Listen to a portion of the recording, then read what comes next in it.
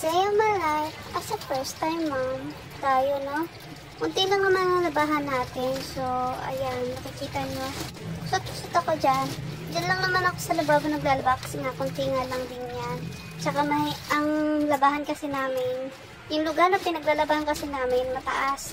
Fourth floor pa. So, bawal ako mag-akyat baba kasi buntis ang above na ito. So, ayan. Tuloy-tuloy lang ang paglalaba.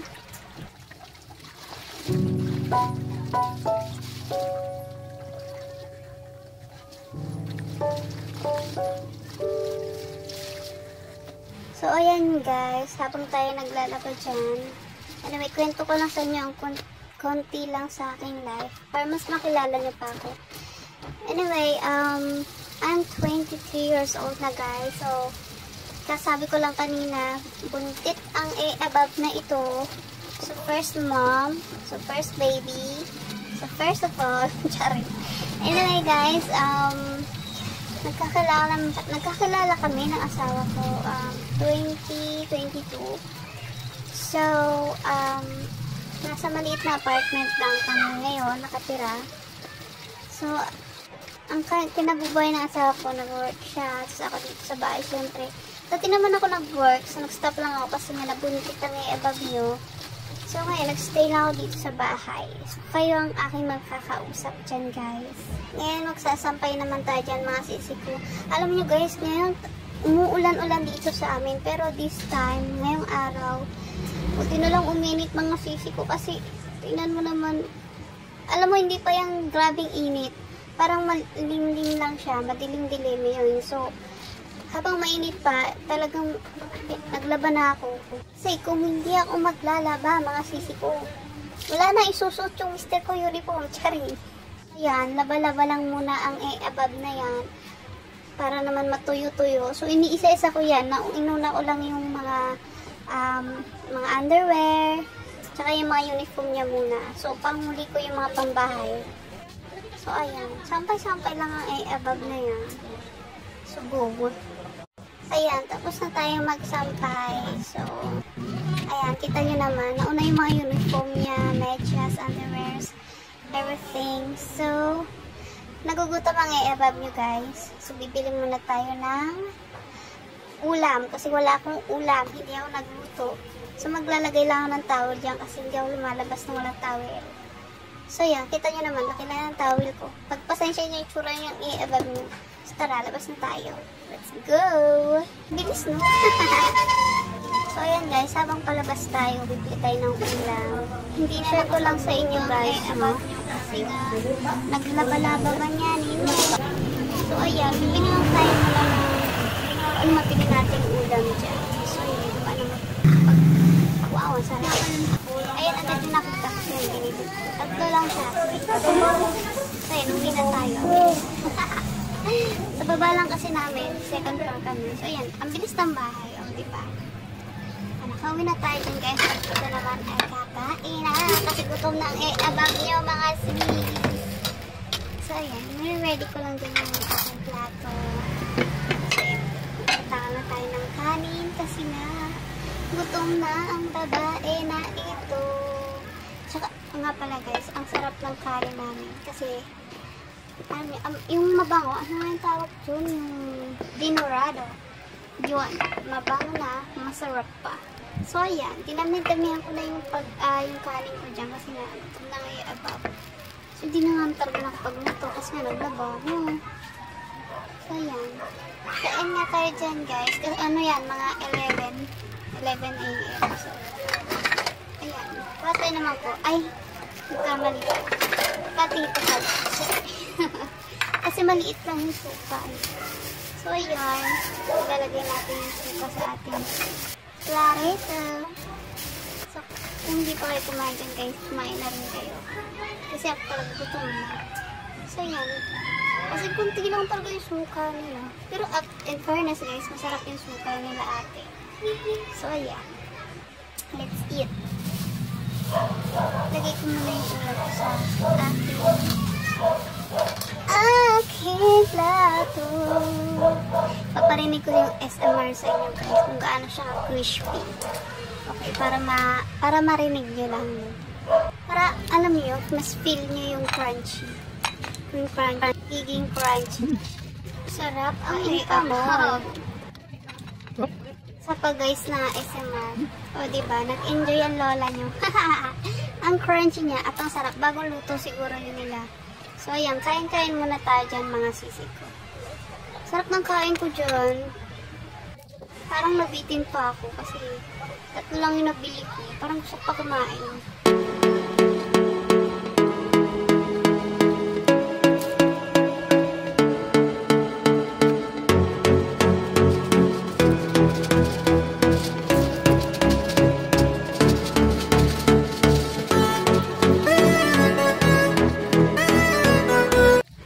Kumakain ng above you guys. Please like, follow, and share naman ang aking pag-vlog mga sis. Don't forget to subscribe and follow mga sis. Sarap talaga ng kain ng above na yun.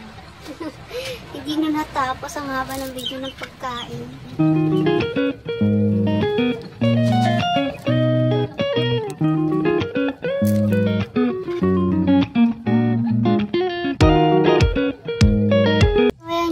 Tapos na tayo kumain. So, tingnan nyo guys. Tingnan nyo ang langit. Parang uulan na mga sisi ko. Wag naman. Sinampay ko hindi matutuyo. Basang-basa sa ulan. Char.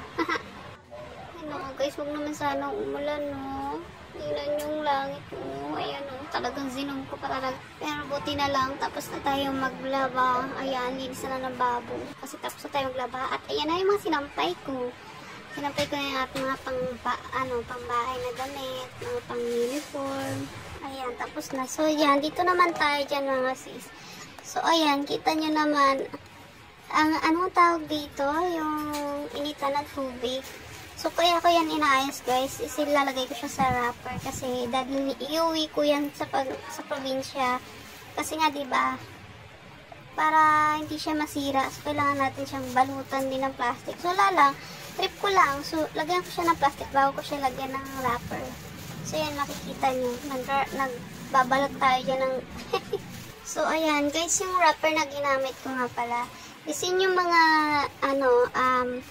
in-order ko. Tapos, iniipon ko lang yung mga bubble wrap. So, nagagamit ko rin siya sa mga ibang bagay. Katulad niyan, so magbabalot tayo niyan para hindi siya basta-basta masira o mayupi kapag yung oras na yung bag natin na pag, alam mo yun, anuhan ng mabigat. So, para hindi siya nayuyupi. Hindi siya masyado nayupi. So, yun. So, ayan, balutan lang natin siya ng tape. So, ayan, nahihirapan pa ako dyan. Hasan yung tape. Ayan.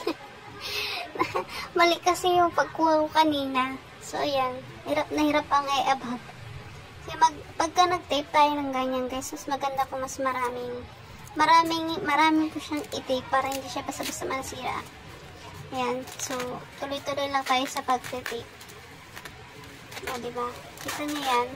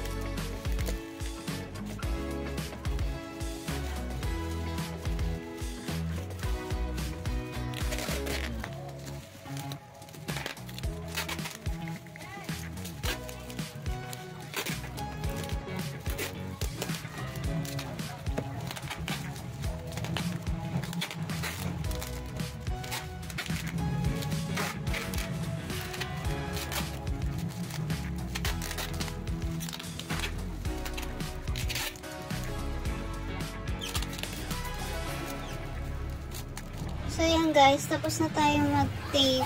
So, yan, kita nyo, balot na balot ng tape yan para sure na sure. So, dito naman tayo sa bag natin guys. Dadalhin natin yung baggage bag. Dadalhin natin sa probinsya. So, lalagay ko lang siya dyan sa ibabaw. So, paglalagyan lang din natin yung mga pwedeng panglagyan.